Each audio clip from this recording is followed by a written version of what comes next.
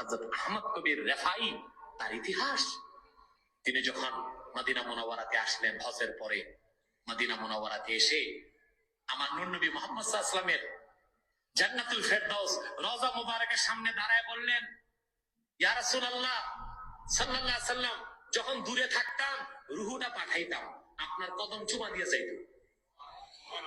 এখন আমি নিজে দেহ নিয়ে আসছি, আপনার হাতে একটা চুমা দিতে চাই। 90,000 হাজী সাক্ষী, স্বয়ং গাউসে পাক আব্দুল কাদের জিলানী উপস্থিত ছিলেন মসজিদ নববীতে।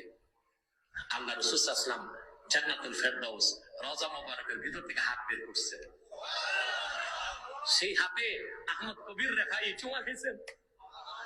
90,000 হাজী সাক্ষী দিয়েছেন আমার নূর নবী মুহাম্মদ সাল্লাল্লাহু আলাইহি ওয়াসাল্লাম জান্নাতুল ফেরদাউস রওজা মুবারকের ভিতর থেকে যখন হাত বের করেছেন, নূর নবীর নূর, হাতের নূরে গোটা মদিনা মুনাওয়ারা আলোকিত হয়ে গেছে।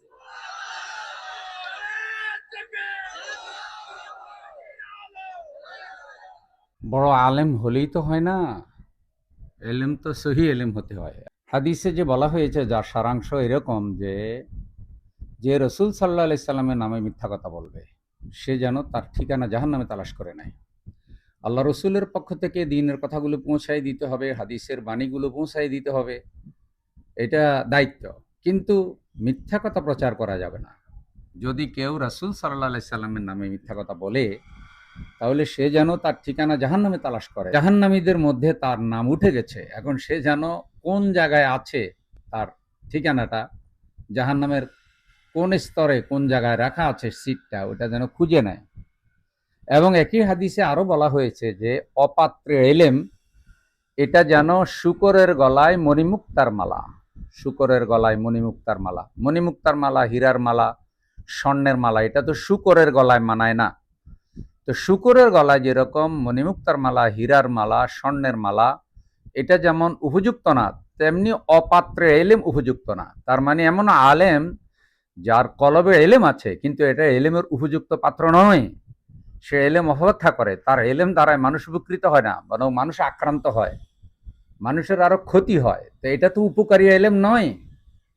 এখন রসুলের নামে যেটা বলা হলো যে রসুল হাত উঠাইছে, রসুলের হাতের নূরে মদিনা আলোকিত হয়েছে, 90,000 হাজি তা দেখতে পেয়েছে, সেখানে আব্দুল কাদের জিলানী রহমতুল্লাহ আলাই উপস্থিত ছিলেন। আগে তো মনে করেন রূহ পাঠাতাম, এখন আমি দেহ নিয়ে হাজির হয়েছি। এই যে একটা কাহিনী উনি শুনালেন, এটা যে মিথ্যা কথা এবং এটা যে অসত্য কথা কোরআন সুন্নাহর নামে, এ ধরনের আলেমের ঠিকানা কোথায় হবে? আল্লাহ আমাদের সকলকে উপকারী এলেম দান করুন। এলেম অল্প হোক আর বেশি হোক, আমাদের এলেম যেন উপকারী হয়।